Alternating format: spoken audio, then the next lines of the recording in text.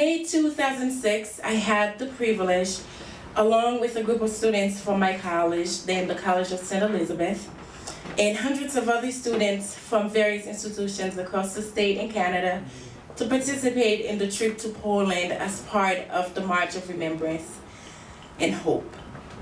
It was a life-changing experience. As a result of this experience, I can say I have come to consider myself a witness to the Holocaust, because I visited, I saw, I smelled, I touched, and I felt. I visited Lodz, Krakow, and Prosor. I went to the Jewish ghettos and their synagogues where they celebrated love, community, friendship, and new births. I visited the cemetery where they used to say farewell to their loved ones. I also visited the stations where the trains used to take them away from their homes, the life they always cherished and knew, taking them to the places of no return. It was there where terror, fear, and most often death were the only options.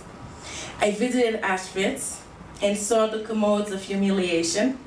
I saw the remaining part of the building in which human flesh was fried, and the barracks where they were stacked as worthless freight. As I felt the walls and the beds, I could sense the sufferings, and I could feel the daunting trepidation. I saw the piles of hair, shoes, eyeglasses, left but not forgotten. At Majdanek, I walked in the footsteps of the victims and entered the showers and gas chamber rooms. I also visited Treblinka, and I will talk a little more about Treblinka because he had the most experience, the most impact in my experience. Treblinka, to me, was the terrified, unknown, and abandoned place in the middle of the trees. There was no way you could have known that there was a camp there. It's not like the other camps. And the only thing there representing the victims were really rocks. But under the rocks, there were beautiful yellow flowers coming out of nowhere. And it was raining, and the rain had stopped. I walked in the middle of the rocks, touching them, as many of them as I could. And we went to, there was a monument of remembrance, and it was there for me. I felt the spirits and heard their voices. As I was listening and moving quietly, I just had this feeling that I wanted to sing. Then I started singing, Amazing Grace, how sweet the sound. And it's almost like I could hear voices in my head saying, now you have seen, you have heard, you have discussed, you have touched, you have sensed, you have felt. Do not forget about us. I sometimes wonder how much we have accomplished or learned in teaching what happened during the Holocaust, one of the human race's most shameful footnotes.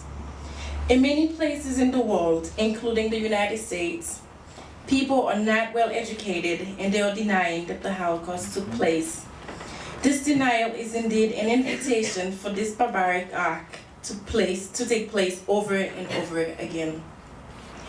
As you can see, injustices and anti-Semitism are still happening.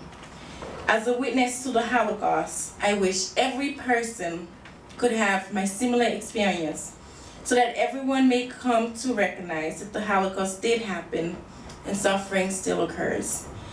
I believe we must be well informed through experience in order to keep our promise of never again, which, when we were in the march, Dr. Macaulay said means never to remain silent.